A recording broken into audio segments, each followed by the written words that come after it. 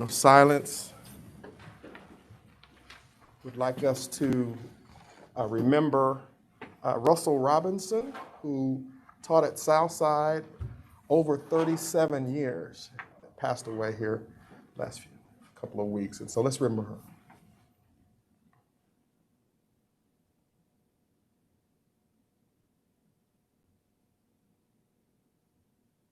Thank you.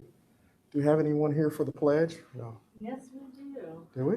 Okay. Virtual. Oh, there they are.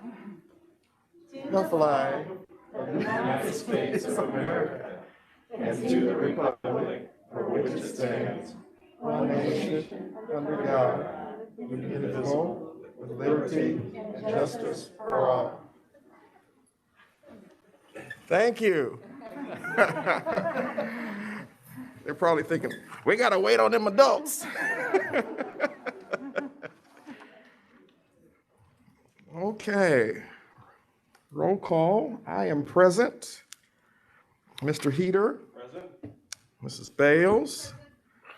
Mrs. Barnes Griffin. Present. Mr. Irvin. Present. Mr. Lowe. Present. All right, thank you. Okay. Mr. Moore, I believe we are ready for you.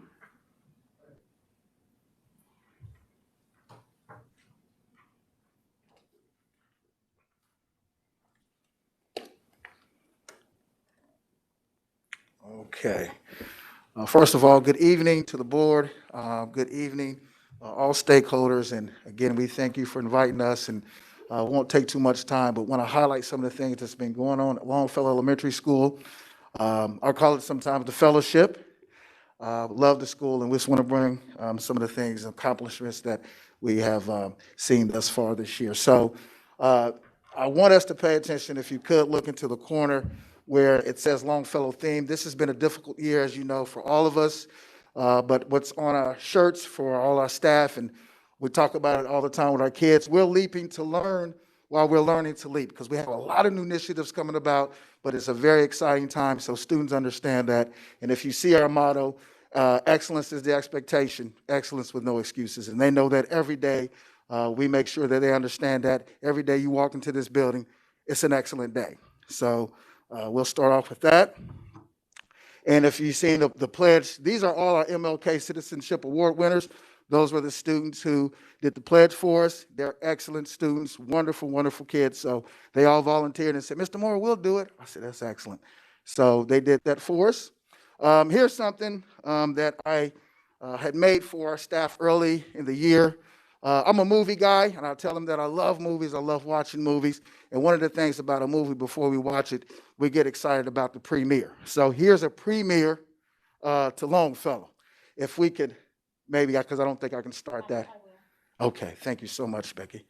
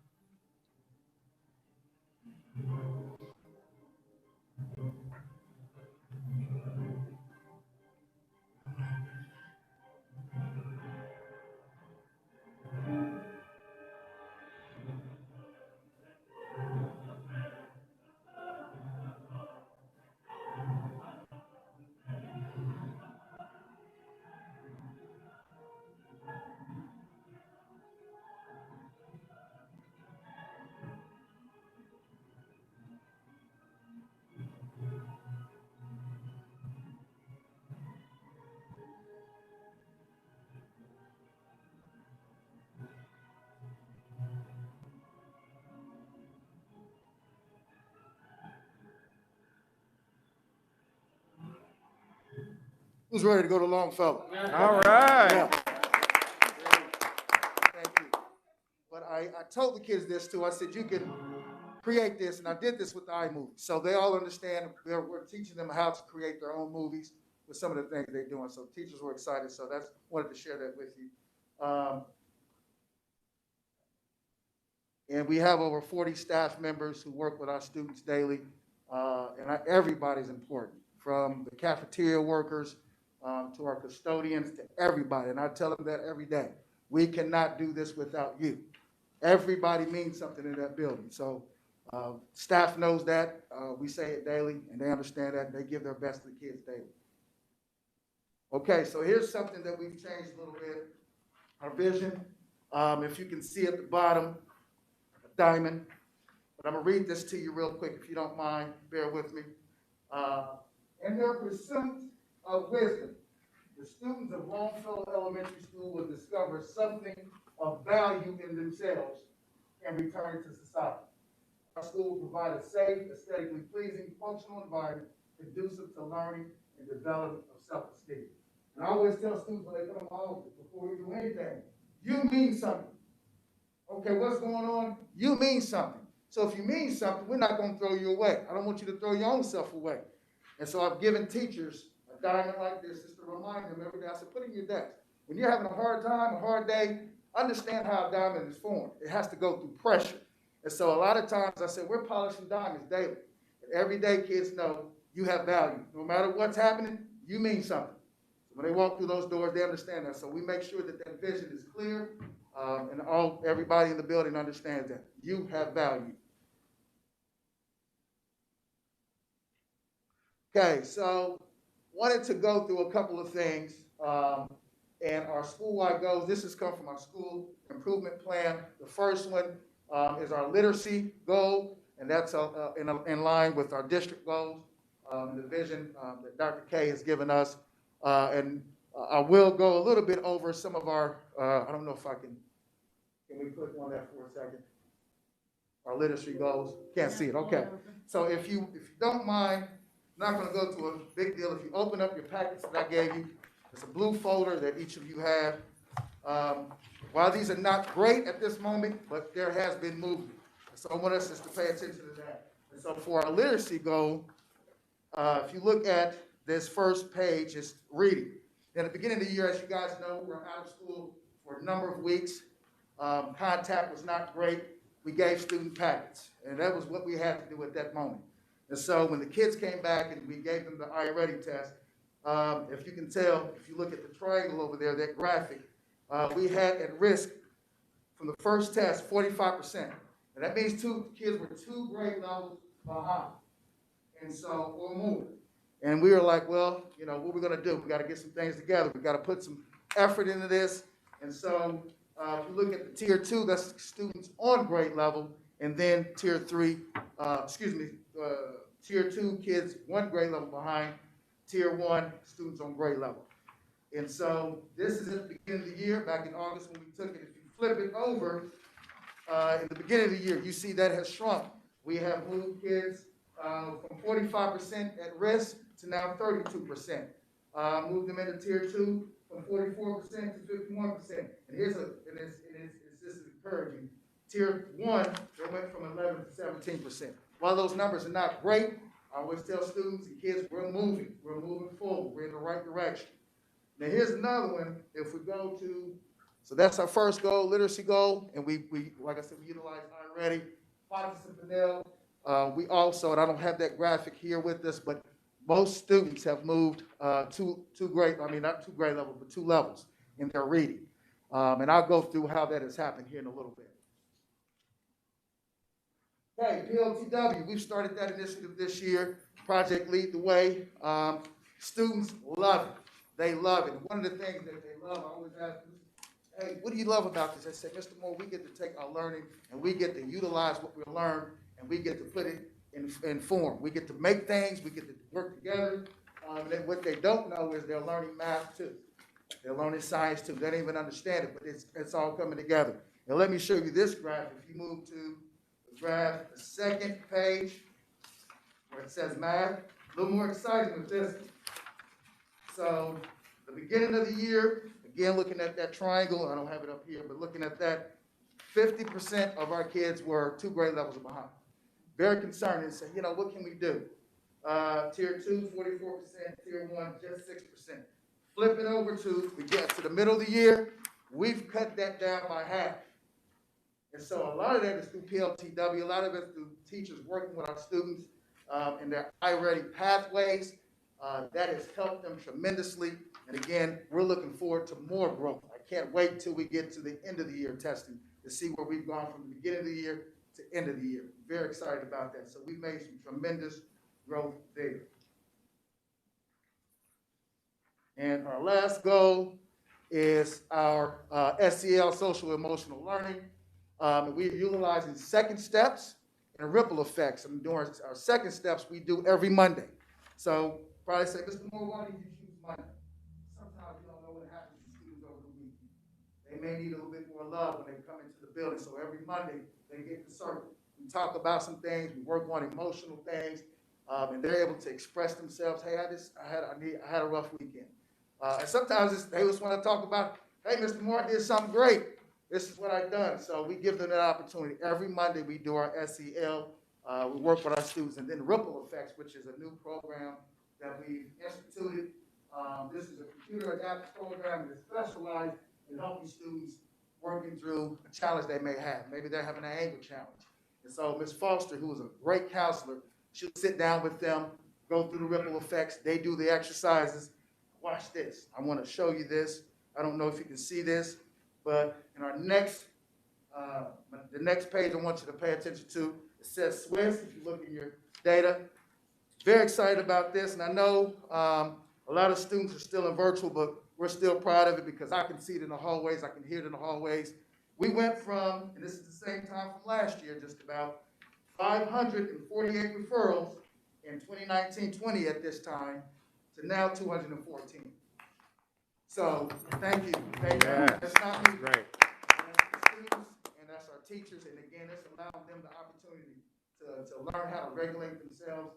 And again, they understand the value of themselves. We do it daily. You come in here, you're going to learn, because you will, you can, and you will. So they know that.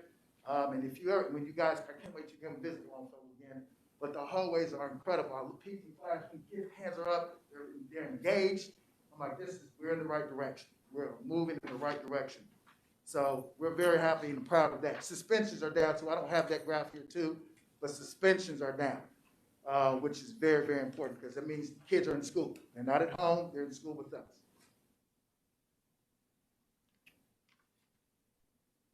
Okay. All right, this is the next, Darren, I'll have you play this here. Are you ready? Not yet. I just want to explain this a little bit. Muncie Community Schools, as you know, we have utilized National Institute for Excellence in Teaching, NIT, a lady by the name of Tangela Simpson. Excellent, we work with her daily. But part of this initiative, we have a team, ILT team, that's our instructional leadership team. I'm part of their team, along with Faith Surf, who is our master teacher. I would tell you this, she is the best teacher. She's a teacher's teacher. Incredible. They've been working with her. She's been working with the staff on our PLCs. And then Ms. Cummins, third grade teacher, incredible teacher. And so together, matter of fact, I'll let them tell you about what they do. Can we go ahead and play that? Let's go. Hello, my name is Christian Cummings. I'm a third grade teacher in the mentor teacher program. As a mentor teacher, I am a team partner alongside the master teacher and our grade level team to develop research-based instruction to grow student outcomes. We pilot new initiatives in my classroom first before we present it to the staff. I also assist all the teachers in the building whenever help is needed. I help the master teacher organize and manage PLCs, which is a professional learning. Hi, I am Faith Burke, and I am the master teacher for Longfellow Elementary. At our school, we have a mantra, plan, practice, and plan. My goal is plan PLC so that our teachers will practice what they are learning, which will then transform not only our teachers, but our student performance within the Longfellow Elementary School.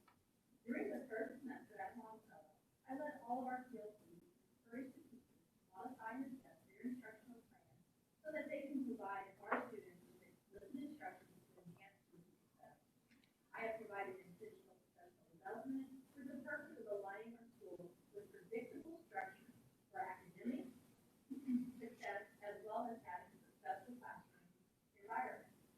These adjustments allow our students to grow and develop in a nurturing environment that says you are wanted, you are supported,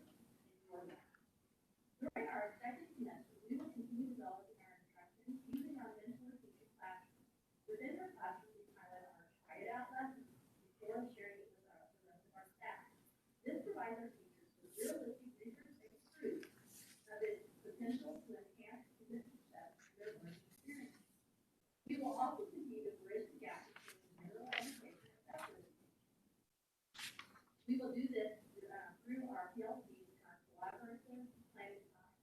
We will take a deeper dive into our data for ready and rapid development so that we can continue to reach our students where they are and stretch them beyond their own expectations. As a master teacher, my office has always had a look where my staff knows that we are safe to expose our weaknesses so that we can grow them into strength together. I am pleased and excited to continue our journey with our staff as we continue to strive for excellence. Thank you. And they wanted to be here tonight, of course. I've asked them, there was a couple of things that they had to do, so they were gracious enough to create that video for us, so you can kind of know what their role is. And they're incredible. We're very lucky to have both of them. So you heard Ms. Surf talk about the 3 Ps, and we've made sure that everybody understands that, and we've come up with this. We have to plan, we have to practice, and then we're going to perform. I was a coach a while back, and I understood the planning aspect of it. I said, success is not accidental. You plan for it. And so we've done some things. We overhauled our whole planning, and I'll show you that here in a second. We practice. So again, as you heard Ms. Surf say, doing the PLCs, and then Ms. Cummins' class is kind of the things they work on. We practice it, and then we give it to the rest of the teachers and the students so they can perform it. And our performance is going to come through our assessments that we have, as well as guided reading groups, and we'll go through that here in a second. That is unbelievable what the students are doing there and teachers, and you can actually see learning taking place right in front of you. So there's another sheet that I have in there. If you go to, it says Plan 2019-2020 Plan Book. This is a teacher who was a Teacher of the Year. I'm not going to mention her name, but she, and they give their plans to me on Sunday nights, and I said, do you mind me sharing this with the board? She said, please go ahead. So this is last year, and I want you to focus your attention to where it says the literacy block. And what I found out and what we discussed, and I said, looking at our plans, I told her, I said, teachers, we have to really think about what do we want from students? How are we going to get out of them what we want? And so last year, if you look at this, this is what I call procedural teaching. We're going to do this, A, checklist, B, C, D, E, not knowing whether or not students really got it. So if you even look at this plan that she had, and she's a great teacher, if you even pay attention to this first, it says review sounds up to 00, but look at number 2. We will introduce compare and contrast with a vocabulary video. We will talk about how to compare and contrast and how we'll begin walking away from the Venn diagram and focus on the T-chart. Again, procedures, 1, 2, 3. So I said we're going to overhaul this whole thing. And so if you flip this over, and again, this is through NIET 2, Tangela helped us. I highlight it if you can. Well, I don't think it's on yours, but it may be. But there's 4 components that each lesson plan has now. Learning objectives, I-CAN statements, student work exemplars, and success criteria. Because I told teachers, I said, we have to have an objective. You need to understand what you want out of the kids is focus as kids. We're no longer just throwing darts at the dartboard, hoping to hit the bullseye. We now preparing to hit the bullseye. So that's why I can't wait to see the end of the year scores, because kids are understanding. I can. And then they're going, you know what they're going to say. And I tell them all the time, you will. That's what you're going to do. And so if you look at right here, this learned objective, and again, this is in the same phonics. It's about the same time last year. The lessons are, and that's where I pulled it from. Give you a real quick example. Excuse me, number 1. And if you see the SWBAT, that this simply means students will be able to. Students will be able to. Not students might, students will be able to. And here's the thing about affirmations, and I didn't go over that earlier, but students every morning when they do the pledge with me, you may have heard this, but every student, they love it. The affirmation is, I am smart, I am excellent, I can do anything. That goes from our 5th graders to our kindergarten students. They say it every day over the announcements. So as I told them, affirmation is key. You need to call it out of what you want, who you are. So I have teachers every day. I want to hear the I can statements. When I'm coming through your classrooms, it's posted, but the kids say it too. I can, and this is one, here's an example. I can identify a closed syllable in a multi-syllable word. So when I come by, I say, what can you do again? Mr. Moore, I can do this. Sure you can, and you will. So that's part of our lesson planning now. Again, it's focused and it's intentional. We're not gonna say no longer guessing. We've taken the guesswork out. So each plan, and every teacher has to have that in their lesson plans, these 4 components for each subject area. And they do it, and it's working really, really well. And then the practice, if you turn to the next page, that is our Longfellow's ILT, Long Range Plan. And again, with that, that means the instructional leadership team consisting of myself, Ms. Surf, and then Mrs. Surf and Mrs. Cummins. But again, if you look at this, it is focused. I'm not going to have us go through all of this at this time. You can look at it when you get a chance. But again, this is our plan of action. And if we have to adjust, we do. But again, we have a plan. And I make sure that, and we meet weekly. I meet with our master teacher Mondays. And then our ILT team meets on Fridays. And we discuss everything. We go through this. And if we need to change some things, modify, that's okay. And I'll tell them that's all right. But we have a plan. So we utilize this weekly. And then the last, perform, like I told you about a little earlier about, I'll show you. I don't know if that picture is going to come up. It may not, but Miss Britton, I took a picture of her.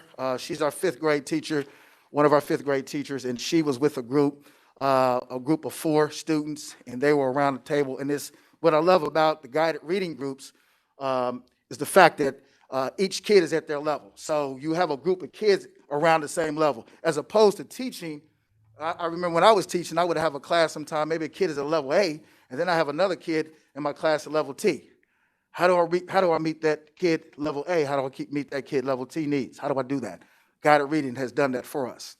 It's taken that guesswork out of it, and it gets them in their just fit books, which we do through our benchmark assessments, and then they go through a series of questions throughout that time. So we are very grateful for that. I'm almost through. Bear with me. That's all right. But the guided reading groups, and again, we're still planning for that and get those components in there too, the I can statements, all those things that we went through earlier, there in each part of the lesson plan, including the guided reading groups. And we just get down to, I think it's the slide, Ms. Kilmer, with the yellow paper that says Pulsum. There we go. There it is. Okay. So what makes Longfellow? I put this in Pulsum. Here we go right here. Everybody, we the Lions. So I tell them students every day, you're Pulsum. They're like, Mr. Moore, am I Pulsum? Sure you are, you're Pulsum. What makes us a little different? Well, as you guys know, MP3, which we've had now, this is in our 11th year, it is a nationally known program that takes it's an extended day. It's not a daycare. The students come in and learn from what they've learned throughout their learning day instructionally with their teacher. The teachers in MP3 take it and then make it hands-on. So they're getting the same sort of concept in, but it's drilled through different ways, and they love it. Again, I'll give you a graph here in a minute to show you what I mean of what they're doing. And MP3 is for kids K through 3, and then our extreme program is geared for students 4th and 5th grade. Then intervention, we do something totally different, and we had to become creative and I'll go through this here in a minute, because I said, you know what? We can't serve enough kids with one interventionist. It's not enough. We can only serve five or six kids. That means 36 kids can get served. We did something completely different, and I'll go through that with you here in a second. Preschool, which you guys know, we're excited about. Ms. Surf is doing a wonderful job. This is another Ms. Surf, Ms. Erica Surf, who's doing a great job there. And we have 13 preschool students who will go from preschool to kindergarten. And as you know, kindergarten ready is a serious thing, especially students who may not be able to get some of the things that they need early on. They can get that right now through our preschool, and she's doing a marvelous job. So again, if you didn't know what the P3 stands for, it's Promise, Partnership, and potential, but here's where it gets really nice. This is what I love. This is what I love. 92% I-read pass rate over the last 8 years. All of our students who are MP3, when they take the I-read, 92% pass. We want to get to 100%. We had 1 year, and these are students who are some of our special needs students. They're included in that. So it's just not our top of the mound kids. These are all of our students. We have a 92% pass rate. That's higher than the state average, and we're very proud of that. And then again, this is extreme. Again, it's a lot of STEM in here. And students build roller coasters, all type of good things. And then this is what I wanted to go through with intervention real fast. Like I said, we just had one interventionist who was able to only service 6 students. As you've seen, we needed some help. Our kids were behind 2 grade levels or more. I said, what can we do? I said, I know what we can do. We have to split the kids up anyway with our specials. So that means we only have 2 teachers per each grade level. So that means throughout a rotation, 1 teacher is going to be free to do something else because one will be teaching PE, one may be teaching art. I said, why don't we help train these teachers? They can help in intervention. And that's what they do. And they're trained in LLI. They work alongside Ms. Brockman, who is our interventionist, and they do it. They love it. And it's another opportunity for them to see students and what they need. And at a different angle outside of music, outside of art, outside of PE. They all love it. And so, as you can see, right now, Ms. April is there teaching. I took a picture of her with the students. And the kids love it because they get to see their teacher teaching them in another manner. So it's a wonderful opportunity. We were really fortunate to have that. Okay. That concludes Longfellow's little list of accomplishments so far. I'm glad we were able to share some of those things with you. But we do thank you, board. I know this has been a difficult year, but we thank you for your support and Dr. K for your vision and everyone else who is supporting our kids. So again, thank you. Please come by Longfellow. We love to see you. We have a great time each and every day. And again, excellence is the expectation, excellence with no excuses. And I tell them every day, all day. So thank you so much. If you have any questions, feel free to ask me. I'm open. I just got one. I don't know. You may or may not know this off the top of your head. Sure. This comes from some of the other presentations. Just curious about the staff, maybe the last 2 or 3 years, the difference in the staff, new staff coming in and attrition, the whole thing. Do you have any of those figures as far as how many new staff you've had, the retention and all that? Do you have any of that? Oh, yeah. We have went, this is my 6th year at Longfellow. And I've told, I think, Ms. Smithson, one of our things was special ed, and I was looking at some special ed numbers. We've had 5 different special ed resource teachers in my 6 years. We've had a number of turnover for various reasons, but what I've learned now, and it's very stable. We have teachers now, with our new teachers coming in, I believe they're going to be there for the long run. They understand our mission. They understand what we're about. They have bought in. And we have some really good, we have some phenomenal new teachers who, like I said, want to be there. But over the years, and that was factoring into some of our scores too, because we've had, our 4th grade team has changed a lot, and there was just a lot of turnover. So we're looking for stability, which I think we have now. And we have 2 resource teachers who are excellent. We have 2 resource teachers now who are working with our grade level kids, and it's been a pleasure to see. So yes, we're looking for stability there. 2 questions and 1 comment. Sure. 2 comments and 1 question. So the first comment is my thank you for what you're doing.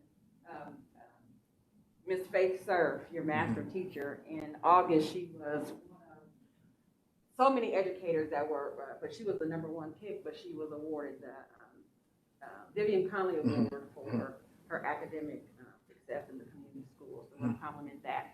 Number 2, I was impressed with your numbers of suspensions and office visits, how they've been slashed in half. You have my nephew Darius there at Longfellow, and so I know he probably was some of those, but I think he like, so I thank you for whatever you all are doing that is causing those numbers to go down. You just take the time. So if you have even 10 of him, I can just thank you for what you do. He's mild compared to some. So and the last, and my question is, how did y'all reduce those numbers? That's a great question. And part of it was just getting everybody on board and helping everybody understand this. We don't throw kids away. Every child who steps through that door, they're valued. And we give them opportunity to understand that. And I get emotional because the kids are just wonderful. But, and I would say it, I don't know, I've been at Central and I love Central. I've been at Southside, I love Southside, but I have a dedicated, committed staff. They don't complain that it's okay, Gary, we'll do it, you know. And we invest a lot in students, and they understand, like I said, the purpose. This is what we're here for. We're not here for me, for you. We're here to help students.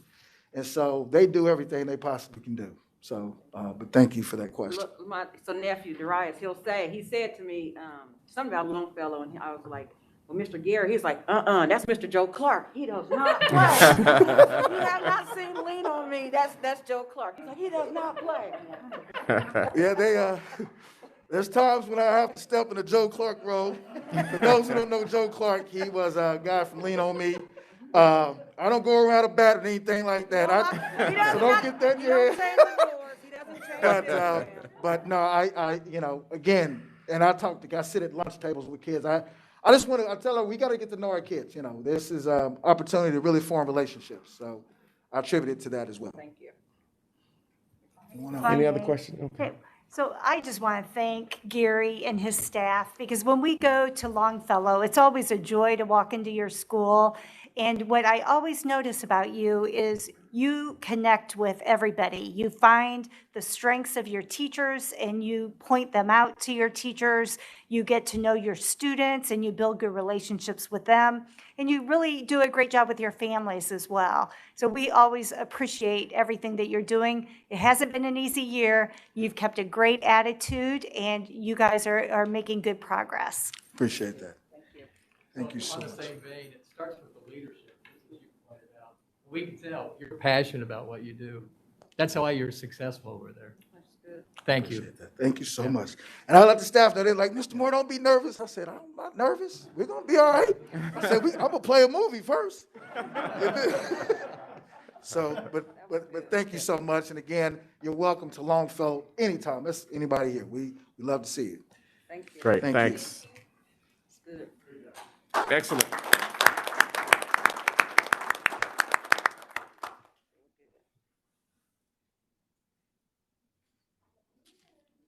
Snyder is coming.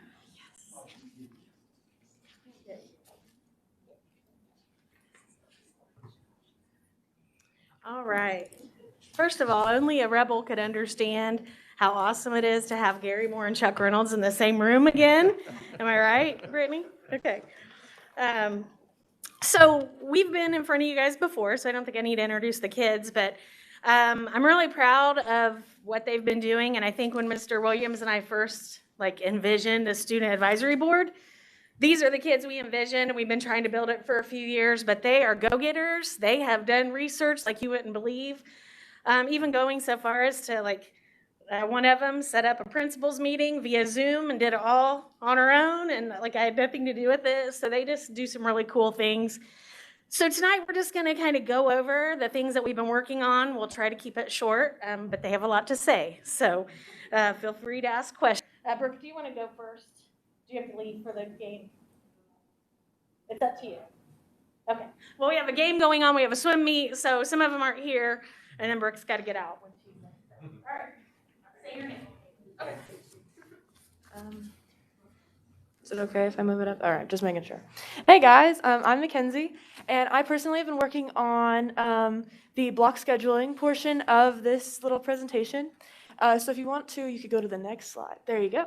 So basically, what we've been doing this year at Central has been a 7-period block schedule with first, second, third, fourth, and then with fourth every day, and then fifth, sixth, seventh, and fourth again at the end of the day. We have 2-hour class periods, and then at the end, that last class period is an hour. And it's actually gone pretty well. I really think that it's been working really well with our students and with our teachers. We have a little bit of, there are some disadvantages to being in a block scheduling, in this block schedule specifically. We have teachers every other day not getting a prep period because each class is different every day for them. So some on like purple days, which is our first, second, third, and fourth class period, some teachers won't have one, whereas on their second day, their white day, they'll have a prep period during sixth. And it's been a little bit hard for some of those teachers, like my math teacher specifically. She's like, okay, we're gonna do this, and we're gonna keep going, and we're gonna keep going, and we're gonna keep going, and we're gonna keep going, and it has to be exhausting. Like, that has to be exhausting. And I know as a student that would be exhausting for me, but so that would be one. And then there would be the idea that a lot of students have said that with the longer class periods, it's been harder to focus in on and hone in on a certain subject for a long period of time. So we kind of would like to shorten the class periods just a little bit. We still think that the longer class period gives more content to time for the teachers, but at the same time, we want to be able to absorb as much of that as physically possible because I personally like to learn. So it may just be me, it might not be everybody, but I like to learn. And so I think it's something along the lines of that. And then lunch periods have been a little weird. We've been trying to figure it out. And we as a student body, I guess, really like the idea of a less time in between the lunches. Right now, we're using it for sanitation and COVID cleaning, which makes sense. But in the future, just to bring that back a little bit, so we have a little less or a little shorter time period or class period right after lunch, would be great. However, there are many advantages to this to the block schedule as well. Like I've talked about, there are the really just the more time, the better content. It's just a lot of fun. But specifically for going at it in the future, an 8-block class would work better, we would believe, because not only do you get another class that you get to take, it could be an elective, it could be something fun, it could be a mandatory class that you need to take, or like a credit recovery, and it'd be super fun, like something like that. Or it's also shortening the time periods a little bit, giving a little bit more diversity in what you can take, what you can do. So if you guys have any questions, I'd love to hear them. Anything? I just have a quick comment about your last bullet. Yep. A million years ago when I was in high school, we were in an 8-block and we had SRT every day, which would give those teachers a prep every day too. Yeah, so I think that's a really great idea. Yeah, all right. Thank you, appreciate that. I like the opportunity for sensitivity training too. Well, going into a block scheduling gives us a lot more options, and I feel like that would be better for everybody. And this is also including in the middle schools as well, because our arts departments from the middle schools into the high schools move. So like our band teacher goes and does Southside's band stuff, and then he'll come back for our stuff, and then it's just stuff. It's allowing them to do what they need to do, and we would all be getting more and benefiting from the 8-period block schedule instead of the, that makes sense. Well, you didn't read the last bullet under the advantages. More Behavior. Oh yeah, behavior. No, I cannot see it. Can you read it to me? Fewer referrals. Oh yeah, it's been proven that the 8-block schedule brings fewer behavior issues as well, which is always something that we look for. But yeah, there's not really many disadvantages to block scheduling. It's just little things that we can tweak, and that makes it so much better for everybody. Before you go on, I know that you've brought this up at the advisory committee last year and again this year. And Mr. Walker, I know right now is taking his schedule, working with Power School, trying to take the staff he has with the courses to see if we're able to do this. And if not, how many additional teachers would it take? And so I know that he is good at working miracles, and so we'll see what we're able to do by the time he finishes. So thank you for bringing this to us. Yeah, we just thought we'd let you know, and I was kind of aware that Mr. Walker was doing some stuff, so we just thought we'd let you know. All right.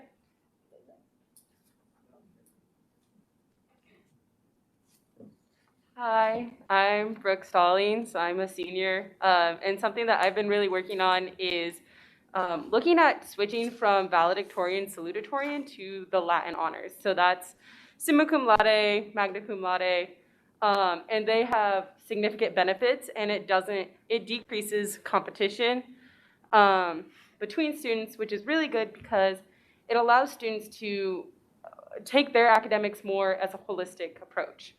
It allows them to take courses that are more catered towards their interests and what they want to do after high school, instead of just taking courses that will get them that grade and that weight to be valedictorian or salutatorian, which really helps the student body. And I think a lot of my peers and myself have experienced pressure of that competition, and it really can affect your mental health, and that's something I've also been very passionate about. So really switching from this to a more holistic approach, I think would really benefit the entire student body. Can you go to the next? You have the clicker. Oh, I do. Sorry. I don't think she can click. So Becky has it, right? Distinctions where you want? Yeah. Yeah, so there's the different categories. There's magna cum laude, summa cum laude, and then just cum laude, and it's based on the GPA, and it would take into consideration the weighted GPA and unweighted GPA, altogether based on the first semester of your senior year. So then that would if something were to happen second semester of senior year or you took less classes, it wouldn't change anything. Yeah. And here's a list of just the different categories for each one, the different distinctions and requirements for the 3 different ranks that you can look through. And then this is it in a better perspective. You can see it a lot easier right here with telling you what they mean and then the GPA required. And there are some instances where it has required test scores at some other institutions. I personally don't think that I would want to go that route for the school system. Many colleges have been taking away SAT, ACT scores in the past couple years, especially, or this year, especially with COVID. And a lot of them are omitting test scores for future years. So I don't think that that should be something that would be a requirement when it comes to something at the school level. And so I kind of touched on this earlier, but just some advantages are that it would allow students to take courses that they would really want to take, more like anatomy courses if they want to pursue like physical therapy, or possibly take an internship class or do an internship, have an out period if possible. So they have much more flexibility without that stress of getting a certain rank. And I got a quick question though. I actually like this idea. Do we know if other high schools, yeah, before you walk away, Brooke. Do you know if other high schools are doing this, Brooke? I don't know that there are any in our area, Yeah. in the Muncie area doing it, but I believe some schools in Indy have, and there's a lot of research of schools across the country doing it. I think it's a great idea. Yeah, thank you. Thank you. Yeah. I've got a question. What's the difference between weighted and unweighted GPA? So I don't exactly know how to describe it and what goes into it. Mr. Walker, could you kind of describe that? You can phone a friend. Phone a friend? Yes. You call it- Thank you. So, Mr. Erman, so we have certain classes, usually it's our dual credit classes or our AP classes. Just a little bit more rigorous in terms of what they're required to do. And therefore, in Power School, there's a way to weight those. So right now it's at a 0.2 multiplier. So instead of basically it's like if you earn a B, then you add that multiplier into it, and it's almost the equivalent of then your GPA weighting out to where it's almost like an A. Okay. So there's a multiplier. So the weighted grade, therefore, some of our students, I think Brooke's one of them, where you look at on a 4.0 GPA scale, some of our students are at 5.0 or above, based on the number of weighted classes they take, divided by the number of semesters, and then it's kind of convoluted in terms of the way that the calculation's done, but essentially it's when they take those more rigorous classes, we feel as if that weight is something that's added in terms of for their performance, and then ultimately we'll jack up that overall GPA. So it kind of gives you an incentive to take 100%. rigorous classes. So, if you will allow me, I guess since I'm here, one of the benefits, and Mr. Lowe, you mentioned that, one of the benefits that you see with a Latin system is it takes class rank out of the mix. So when you're sitting here figuring out what courses you want to take, something that may be completely interesting to you and something that may be even in your potential career path, if it is not weighted, it may not make the cut in terms of you requesting it because you need to stay up where your class rank is. And we feel as if that's probably not as healthy as we'd like it to be. You guys know, as a board in the last couple of years, we're offering a ton of things and a ton of different partnerships with Purdue and Ivy Tech and different places that you can't weight everything, but what you can do is hopefully put in a system to where students ultimately would maybe select those electives that are appealing to them, as opposed to looking, the first question being what's weighted and what isn't, and then only selecting what's weighted. So that's one of the things. And some of our electives get hurt by that. Band, choir, fine arts, some of those, so that's, I think, one of the reasons, hopefully Brooke will back me up on that, as being a potential motivator to looking at a Latin system as opposed to our current class rate.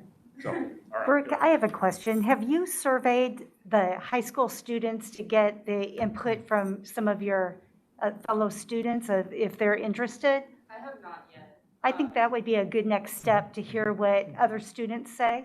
Okay, yeah, I can do that. Thank you. Okay, so I will be touching a little bit on one of our members, Dawn and Tegan. They did this, but they were not able to make it today, so I will be kind of speaking for them.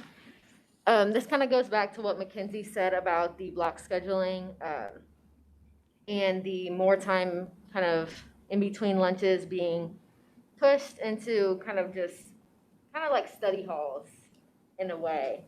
But I know that with COVID and being a senior, college application, scholarships, all that stuff is very, very confusing. So we felt that it would be very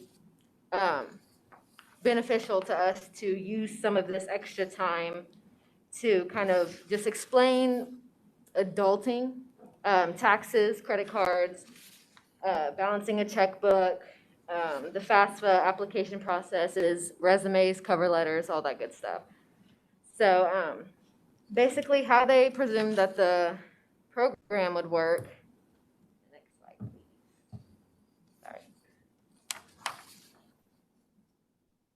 Sorry. Is that it would kind of, I remember them saying it was kind of like a once a month thing. It would be kind of like a 20-minute, they would take the 20-minute periods in between lunches to kind of push those together to make time for this. They could do many different topics, and they brought up the idea about bringing in guest speakers and basically just kind of using that little time to help students out on how to basically get through high school alive and well. So, of course, with COVID and just prior obligations, I feel like it would be a really good option to do the Zoom calls because they've been proven to be very beneficial when you're not able to be in class or at school. So for the people who kind of miss this information, they would be able to go on a recorded video of the Zoom call, the lecture of the whatever you want to call it, and basically get that information so they would know. So, and they also talked about making a Schoology class so that everyone could join it and it'd be posted for whenever you needed to look at it. So, yeah.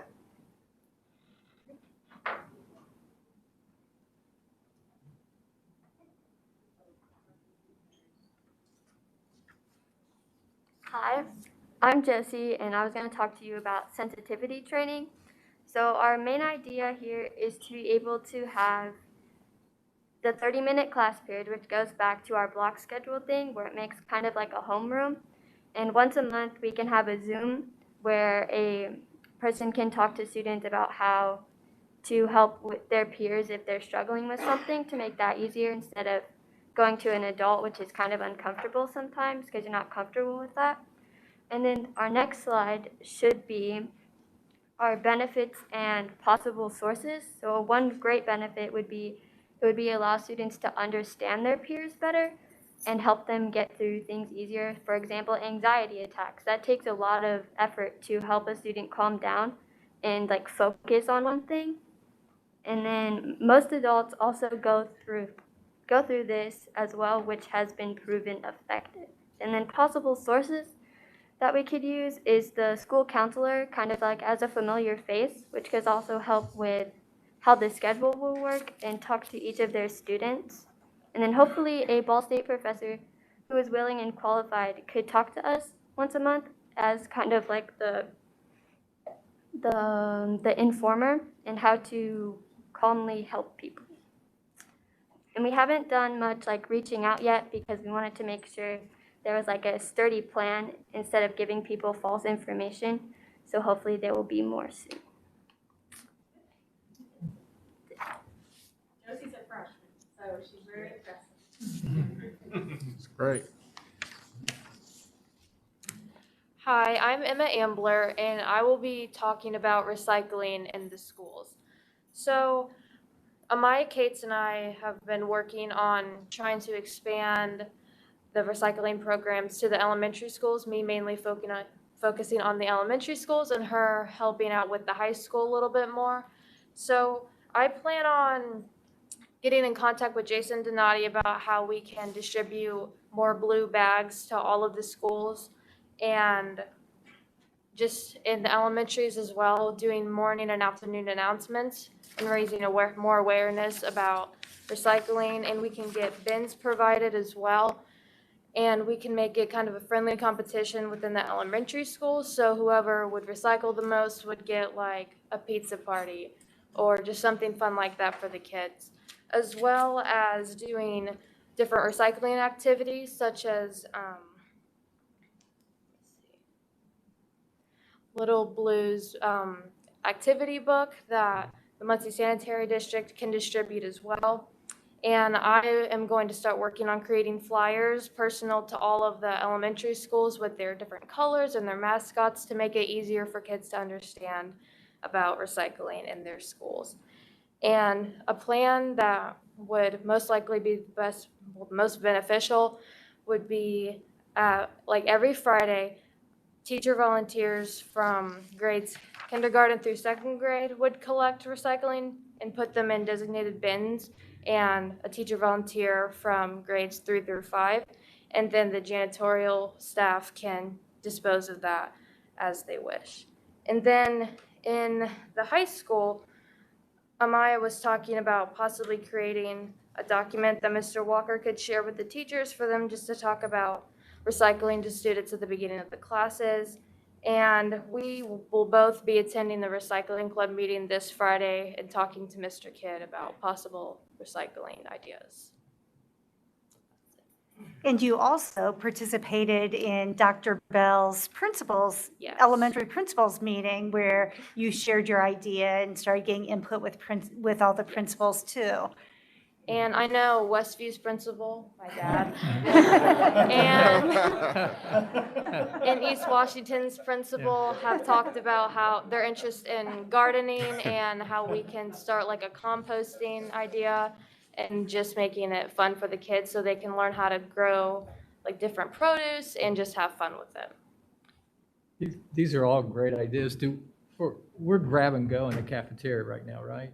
No. No? No. Do we use paper products in the cafeteria? Yes. Are they the recyclable type? Yes. They are. should Good. be. Good answer. Okay. Thank you. And then have you guys reached out to Scrap Cycle locally? If you guys are gonna compost, they're doing it. That's what we're having Jason in a couple weeks, and so hopefully he'll hook us up with what Muncie just started. Yeah. But we are I gonna got have to buckets talk from to the him. cafeteria and see if we can't, like, form some kind of partnership with them to get them on board. But he's gonna come, one of the things I wanted you to know about him, we're also gonna present a climate change resolution to the city council along these lines. So maybe we can get some support from them, because when I talked about it with Jason, he said there's money at the city level for stuff like this to help with any program, even if it's within a school. So hopefully that'll be in March. I'm hoping the March city council meeting, so. Okay. Great. Anything else? All right, thank you. Great job.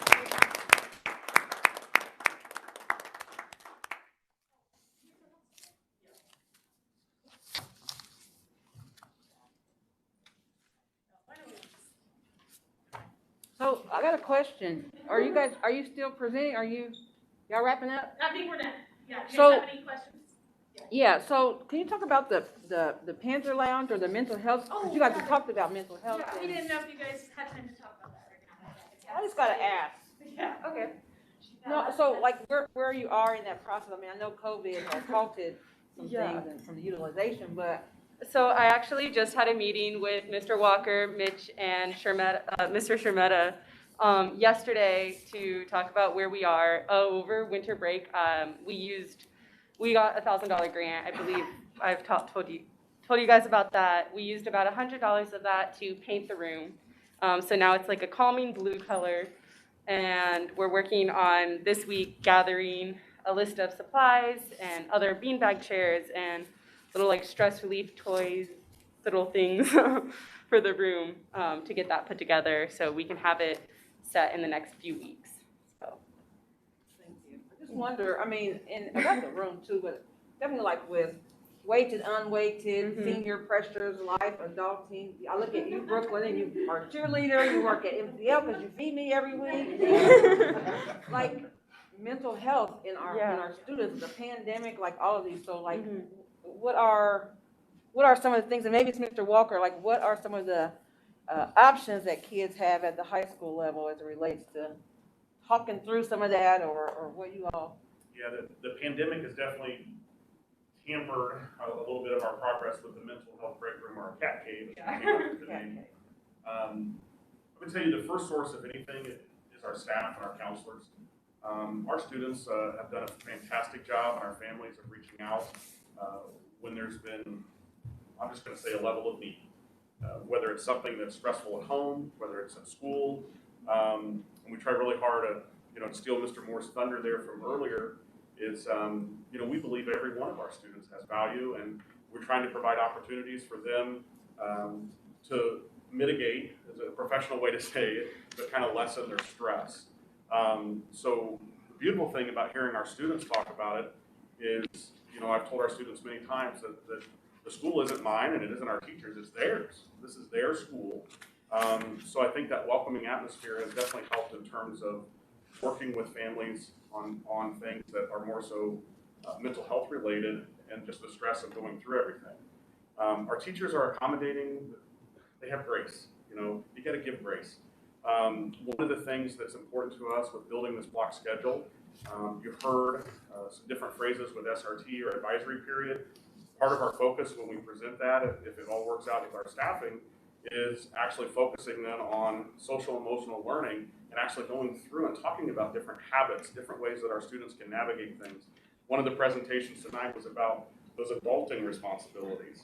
That causes our kids a lot of stress, especially when you're a senior, right? You're going off into the real world. So I think the best thing that we have going for us right now, Ms. Watasha, is that we're listening to our students and where that stress is coming from, and then trying to provide the resources and the supports to make sure that stress is going away.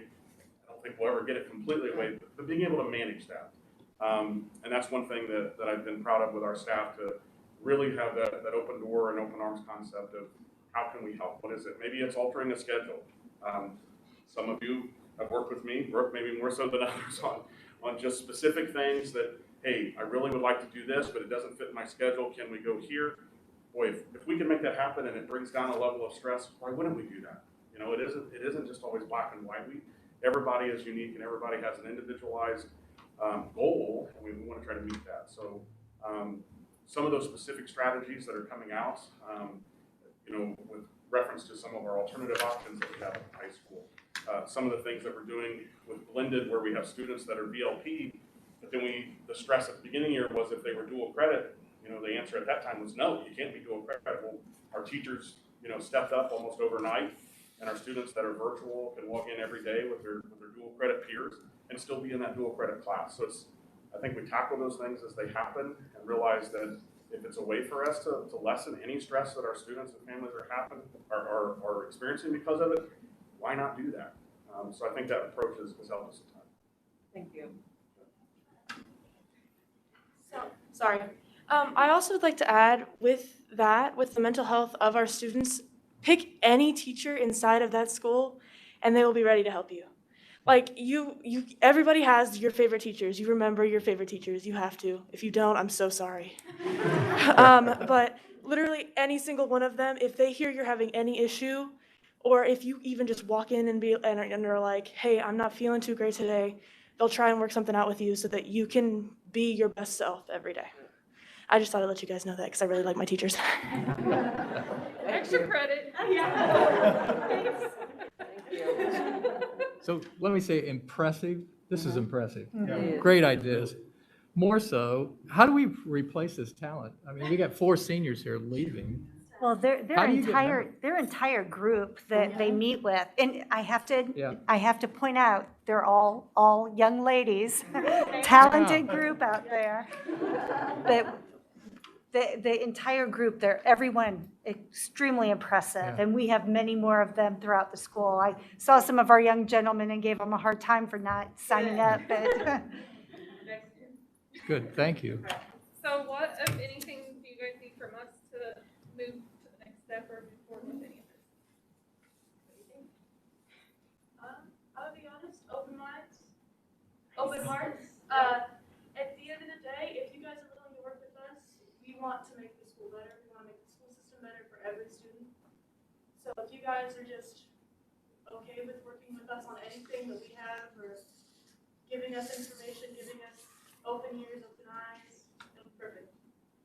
Got it. Thank you. Thank you. Thank you. Excellent.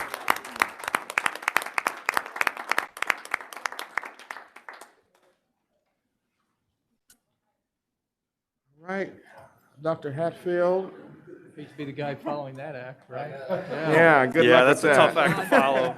Pressure's on. And Mr. Moore and I have to talk anyway, but it seems like every time I do public speaking or present, he always goes first. So he sets the bar really high, puts the pressure on me.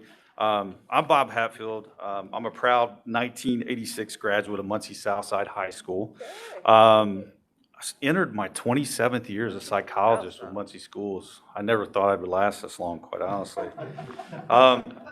Well, thank you for the opportunity to share some very exciting information with you all tonight about a new program that we have developed. And I need to introduce 2 important team members here, Shelby Pavelka and Deidre Bibbs. They're going to talk a little bit about some other issues with this program. What we're talking about is Success Academy. And I'm really not tech savvy, so we'll give this a try. Hey, there we go.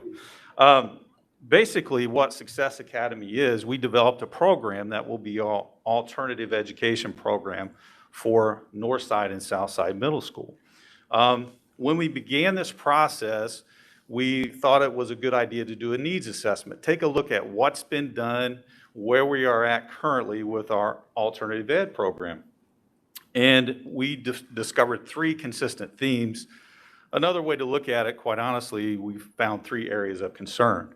And some of these seem a little harsh, but in order to make progress, we have to be realistic with where we're at and what we need to correct.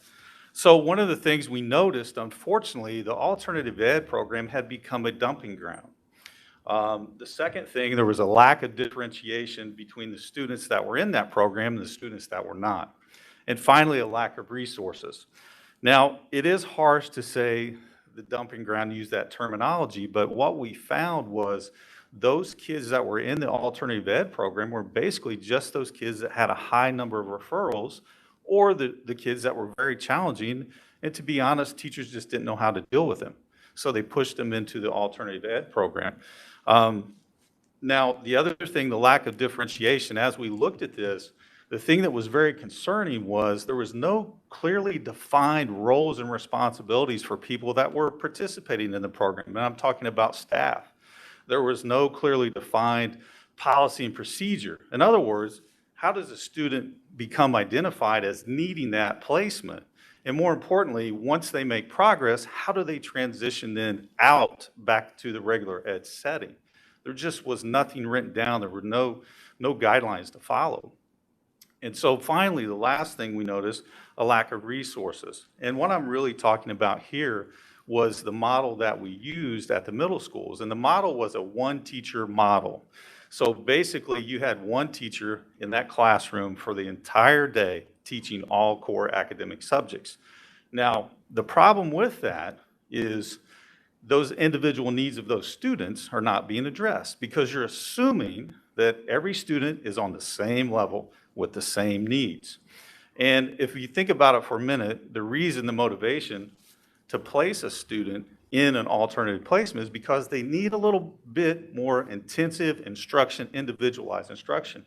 So by utilizing that one teacher model, we kind of did not address those individual needs of those students. As I said, I've been here a long time, and I've worked with the alternative ed programs from time to time, providing counseling services, individual supports in the classroom. And I got to be honest with you, it's depressing in some of those classrooms. It's unappealing. And we talked about Central painting the walls of their, I can't remember the exact title, but thank you. It's so unappealing. There's very few motivational things on the walls. There's very limited resources in terms of technology being used in the classroom. And then the thing for me that has bothered me over the years is we tend to have isolated those classrooms. So we put them out of sight, out of mind in those school buildings. What happens as a result, there's very little to no opportunities for interaction with typical peers. Well, what does research tell us? It tells us that even with middle school kids who are lacking in those social emotional skills, they need those typical role models. They need that interaction with those typical peers. So this is kind of where we've been, the areas that we have identified as being an area of concern. Success Academy will address all of these issues. And so we're very excited and passionate about this because I truly think the program we have developed, I think it will not just create success for these students that maybe in the past have been hard to reach, but I truly think, and I'm an idealistic person, those who know me know I see the glass as always half full, we have a chance to create generational change. And I think that's something that I get really fired up about and very passionate about. So I'm going to be quiet and let my team members share their information and tell us kind of how Success Academy will be different from where we were at. So. Now, I'm also not tech savvy here. I was saying I've never used a clicker before. Okay, there we go. To introduce myself again, my name is Deidre Bibbs. I'm the school psychology extern at Southside Middle School. So I'm pretty much there about 3 days a week, yeah. And then sometimes I help out at other sites too. So just a review of what the programs look like right now. Graduation Academy is at Central High School, and to be quite honest, they're doing fairly well, considering the goal of the program, which is basically credit recovery. And then graduation. And so for that, they're doing pretty good. And thinking about a transition really quickly, if we do kind of implement Success Academy, the only change with Graduation Academy would be some like streamlined communication between the high school and the middle schools, so that if there are students in the middle school who are now moving on to high school, there's resources at the high school level as well to make sure that everything is cohesive. Swagger is at Southside Middle School, where I am. Both Swagger and Passport were originally supposed to be a 2-teacher system, again, because of how Dr. Hatfield described historically how the classroom has been. Unfortunately, due to COVID and some other issues at the beginning of the school year, those programs were changed back to the 1-teacher model. So again, there's one teacher handling academics, behavior, SEL, all that stuff, pretty much on their own. The difference with Passport, though, at Northside is that there really isn't an official program because there aren't any students enrolled currently. However, there have been students identified as concerns and needing more support. At Swagger, Again, it's a one teacher classroom model. There's about 4 students enrolled right now, which doesn't sound like a lot. But if these are the students who have been identified as serious issues and needing support and resources, one teacher cannot do that on their own. And our specific concerns have to do with meeting those social emotional learning needs that it's, again, difficult to do when it's just one teacher.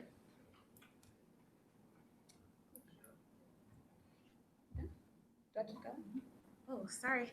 Okay, let me look at my notes, guys, because I have bad memory. Here we go. Okay. And then, yes, thank you. There we go. So the committee that we established, again, Dr. Hatfield described how passionate he is about this. And so we wanted to get as many people involved as possible. What we did, we started meeting about October, November. And we would have these weekly meetings. Some of the people here were a part of those meetings, discussing obviously the issues traditionally with the alternative education program, and then also trying to come up with what the program ideally should look like at the middle school level. That included, again, different things related to positive behavior, that sort of thing. And as you can see, there's a list of people from the high school, both middle schools as well, to give us as much insight as possible. We also emphasize and talk about the resources that were already available at the schools and the resources that we would need to be successful.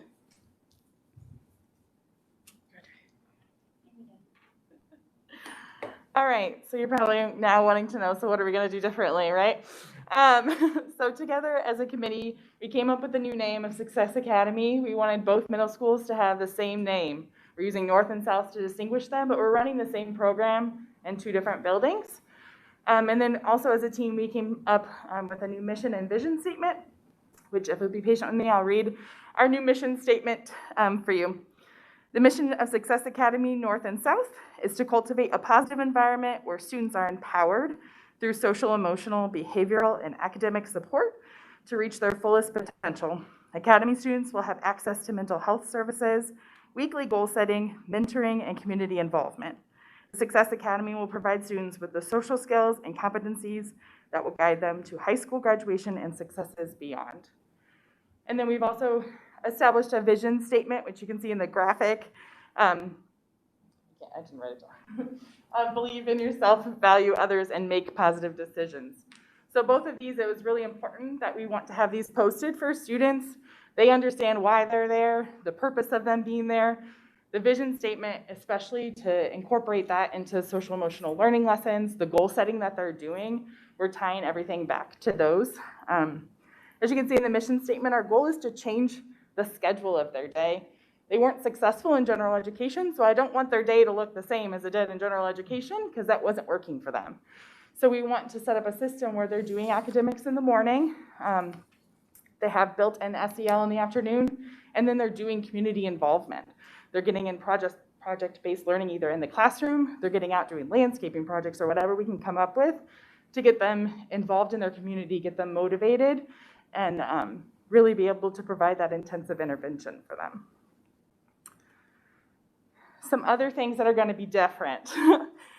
So first, it was most important for us to get on board with what IDOE expects of an alternative education program. But not only that, the National Alternative Education Association has provided a pretty extensive rubric of exemplar practices of what is best practice for these kids and how we can provide this intervention. We've done a deep dive into a lot of those things. We've started to incorporate a lot of those into a procedures handbook, and we'll continue to look into that as we're moving forward with the program. We also have the district-wide committee. As you've seen, again, we're not changing anything at the high school, but it's been great to get their input. We'd be able to streamline the communication between the high school and the middle schools, and then also keeping both of the middle schools on the same page.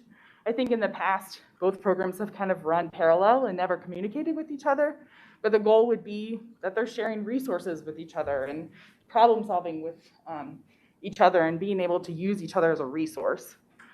And then this is the big one, and this is kind of what Dr. Hatfield touched on as well, is we've never had clearly defined procedures that we have record of how does a kid end up there and how do they get out? And so that was really our first mission to tackle. And we have a procedures handbook that honestly is mostly, how does a student end up in alt ed? We've developed paperwork. What data do you need to defend that this student belongs in an alternative placement? And then also addressing things like if it's a special education student, what additional things need to be done? Because honestly, we haven't always done the best job because it wasn't clear. And then along with that, on the flip side, how do they get out? Creating a system for them to earn privileges, slowly reintegrate back into gen ed, one class at a time, and really be able to work through that. Again, the high school alt ed program is credit recovery. That's their focus. Our focus at the middle school is intensive intervention. We're trying to get them to be in gen ed for 4 years of high school and be successful. So our goal is to get them back into gen ed as quickly as we can, but provide those intensive resources while they're in Success Academy. And then lastly, we're committed to being culturally responsive, using restorative justice and trauma-informed practices.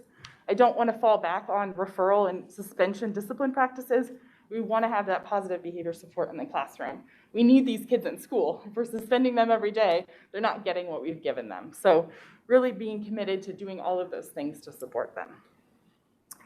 I'm going to pass it off to Dr. Hatfield again to kind of talk about what our plan is from here. Just to follow up on what Shelby talked about, I think when we began this process looking at developing this program, the big thing in my mind was these are kids that we've all known, we've all seen that we just couldn't reach. And we know what happens to those kids that we don't reach. So we took it upon ourselves as developing a program that we could reach these kids through the positivity, through the intensive intervention, in hopes of helping them develop skills, not just for high school, but beyond high school, and so they would be successful in life. So that's been a big push of why we really got involved with this and our focus.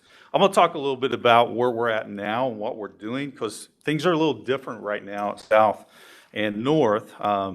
As Deidre said, we don't officially have any students at Northside as being identified as alternative ed students. But what we are doing there, and I have to commend Mr. Grimm for supporting this, what we've done, we've taken the criteria that we've developed in looking at those students that would be appropriate for that alt ed program. And we're setting up group counseling programs that will be led by myself and Shelby. So we've identified potential students, and we're in the process right now of getting those parent permission forms turned back in so we can begin next week the counseling program for these students. Our goal is to not formally roll this out until fall of 2021. But what we want to do is get started with this framework and start providing these interventions so that not only the students will benefit, but to be very honest with you, it's going to require a mindset shift in the staff as well. So we want to get them used to kind of what we're doing, what our philosophy is, and what we're trying to accomplish. You know, one of the things that I think is unique about what we're trying to do that I really like is we talked about how the one teacher model really is ineffective. So what we're going to do, and Mr. Graham has already identified staff members, we're going to use existing staff members, existing teachers, to actually come into the alt ed classroom and teach that core subject. And then eventually the goal is for the entire class to transition back to that teacher's classroom for that subject for that period of the day. Now, we're not just going to turn those teachers loose. We are going to develop and walk them through some professional development in terms of trauma-informed teaching, some behavioral strategies, et cetera. So that's kind of where we're at Northside.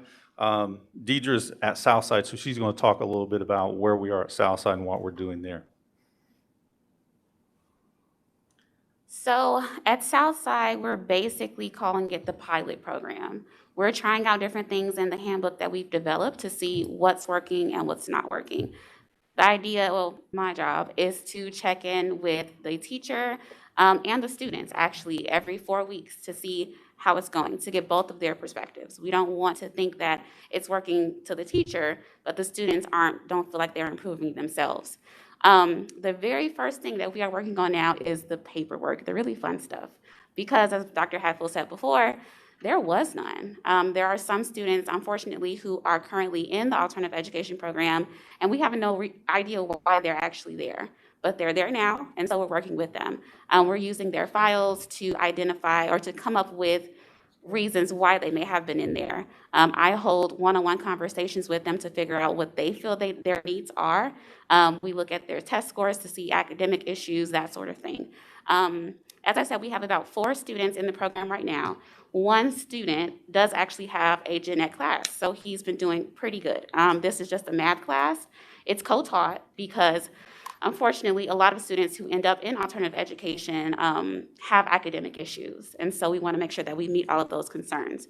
In addition to the paperwork, as far as the behavior and like transitioning back into gen ed, we have a level system.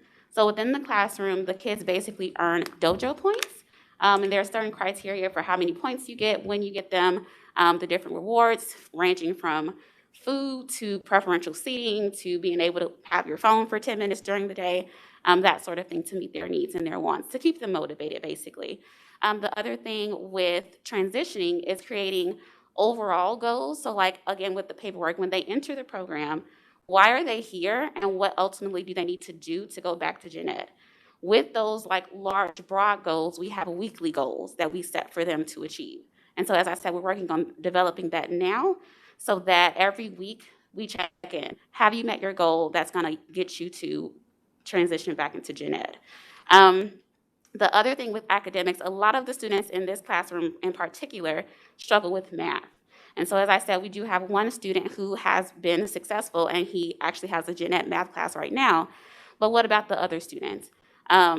We have some students who, although they're in 7th and 8th grade, they've tested at the 4th grade level, or unfortunately, we have one student at the 2nd grade level. So what do we do with that?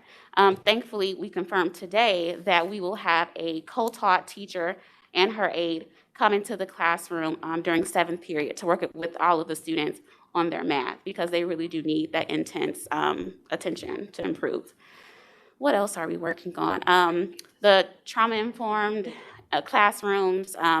I've sent a lot of articles. Thankfully, the teacher likes to read. And so we worked through a lot of articles. We've worked through, again, implementing that level system.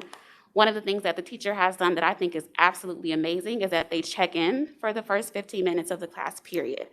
So how are you feeling? What do you need today? I believe it was another speaker who mentioned that over the weekend, things happen.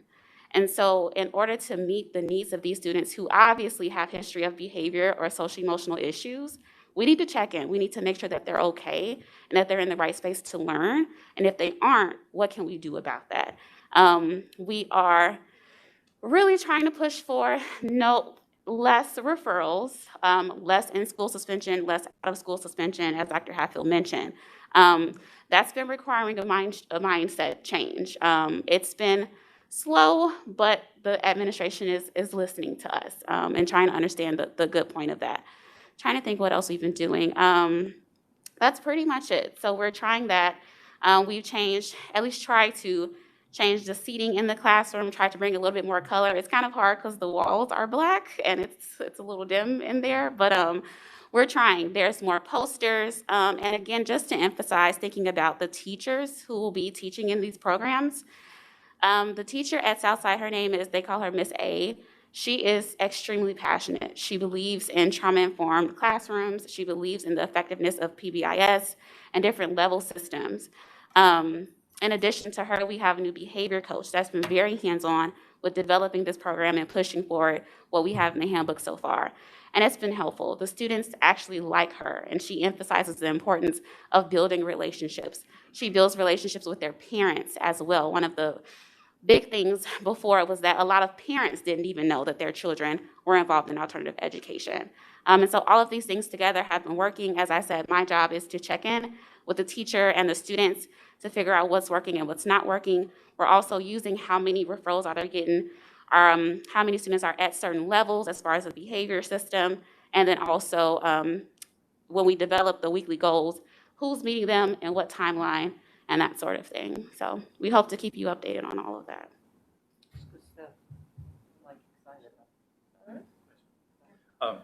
We're just going to finish up here real quick. Kind of where we're headed now.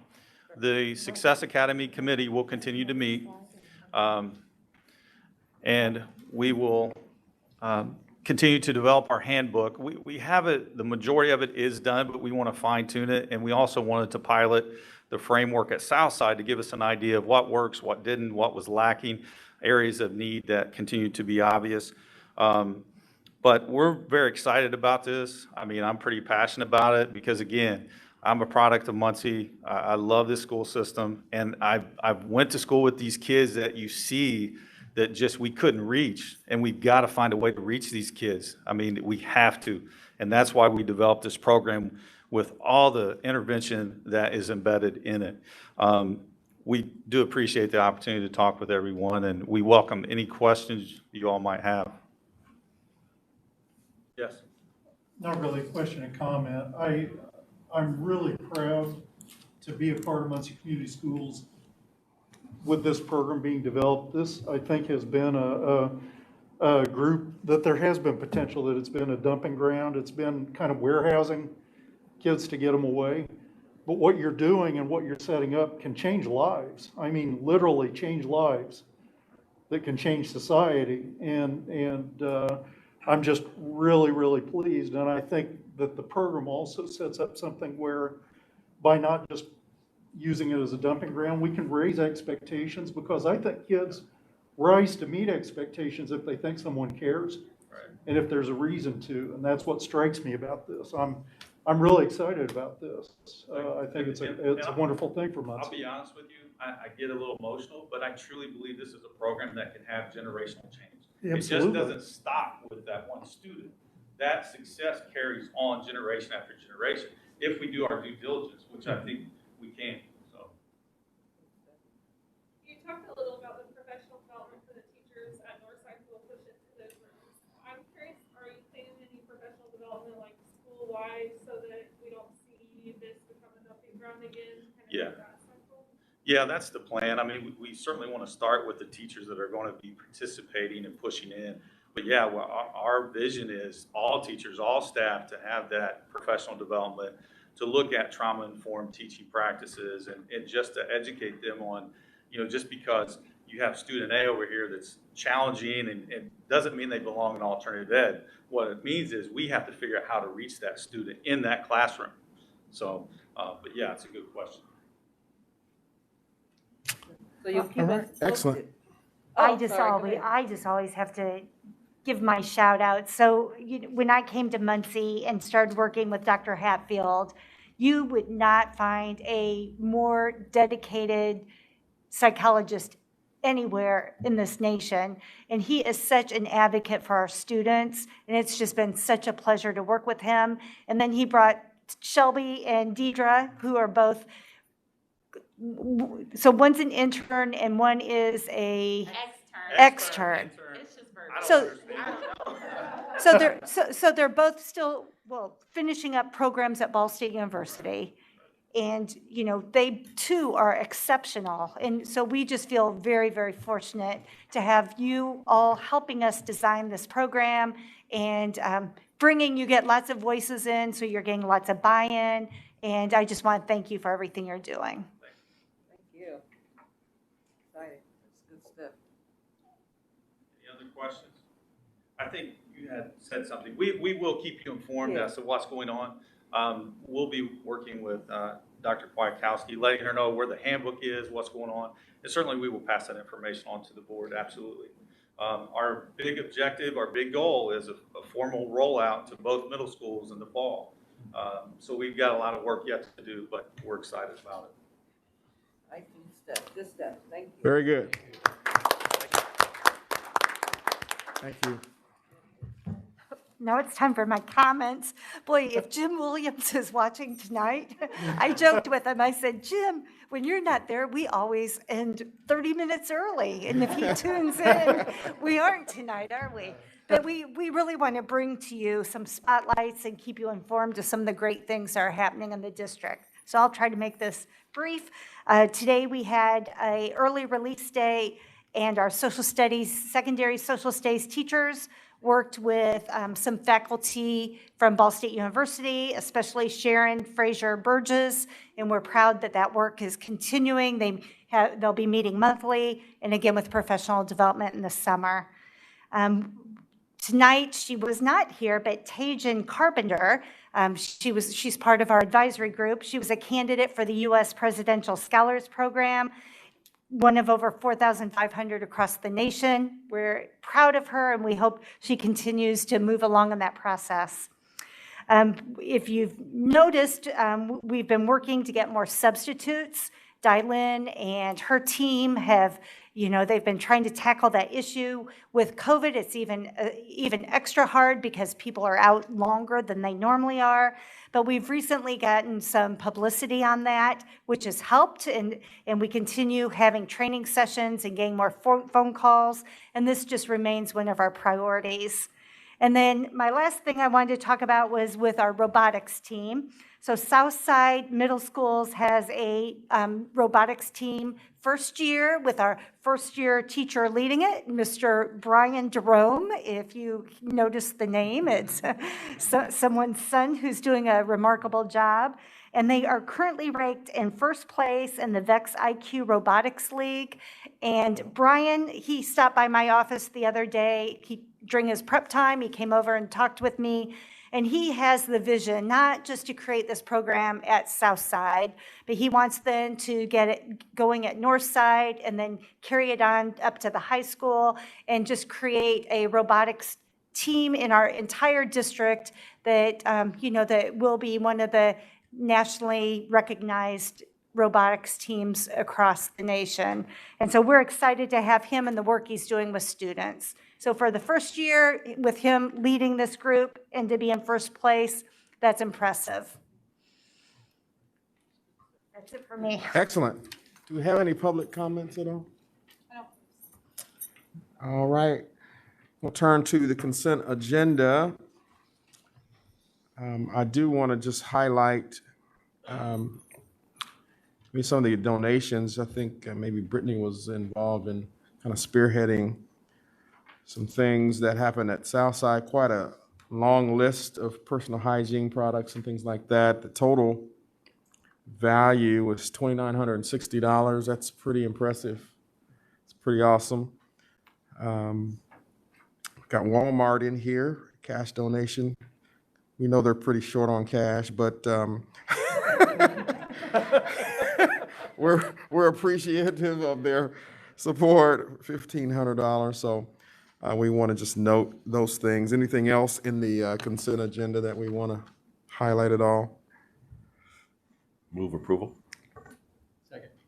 It's moved and seconded. All in favor, say aye. Aye. Opposed, same sign. All right, Dr. Reynolds. Yes, thank you. Good evening. I bring before you this evening the 21-22 Muncie Community Schools High School Curriculum Handbook for approval. You have a couple of attachments at your place today. Of course, you have the action item, but then also the handbook, hard copy of the high school handbook, and then a detailed list of changes. We tried to pull those changes out just for an easy read. Just a few things of note. You'll see the revised Indiana Certificate Completion added and that's for the class of 2022, an updated course numbers per the IDOE, a nice list of newly added courses that you'll see there, and then some revised language in a few of our offerings at the Career Center to reflect our new partnerships that we have established this year. So I ask for approval this evening on the 21-22 high school handbook. Move approval. Second. It's been moved and seconded. All in favor, say aye. Aye. Aye. Right, the ayes have it. Right, Dr. Reynolds, middle school. Right, so the middle school course of study, again, asking for approval for the 21-22 middle school course of study handbook. Really minimal changes this year.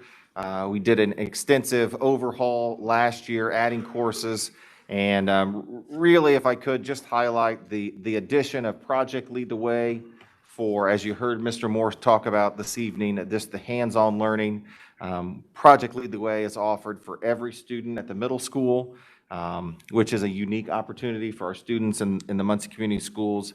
And again, if I could just tout that students have the opportunity to earn credits in Spanish, and then also preparing for college and careers to earn high school credit before they get to high school. So again, just another feather in the cap for the Muncie Community Schools. It's great. Second. Moved and seconded. All in favor say aye. Aye. Opposed, same sign. Thank you very much. Mr. Jerome? Thank you. Also, under board packet tonight, we're asking permission to void any outstanding checks older than 2 years as of December 31st, 2020, and we revert those funds then back into their originating fund for the school district. Brad, just a question. Obviously, well, I guess it's a question. We know which checks those are. Yes. Do we have a process in place to try to Yeah. follow those, get Yeah, those we do. folks? I We mean, that, do, and then when we're not able to connect with them, then we bring them back here. that number seemed pretty high to me, the dollar amount. So was there any big check that? There was one larger one from a vendor. Okay, so we just, at this point, it's their loss, right? Move approval. Yeah. Second. Leaving money on the table, okay. You leave money on the table. I'm a banker. Been moved and seconded. All in favor say aye. Aye. Good news is we could add that back to ours, so we're good. All right. Any dialogue, additional dialogue from the board tonight? It's great stuff we're hearing. Yeah, awesome. Media here, anybody? I just want to say on behalf of YWCA Central Indiana, I just want to say thank you to Dr. K and all of the staff at Muncie Community Schools, because you all helped to buy Christmas for all of the residents, women and kids at our organization. I mean, and not just piddly things, but gift cards to be able to go out and do Christmas in style. So we just want to say thank you from the bottom of our hearts. And I'm just happy to serve. And they all said it, but like, this is really good stuff that we heard tonight. So thank you. Very good stuff. Do we have a motion to adjourn? So moved. Second. Moved and seconded. All in favor say aye. Aye. The ayes have it. Have a great night, everyone.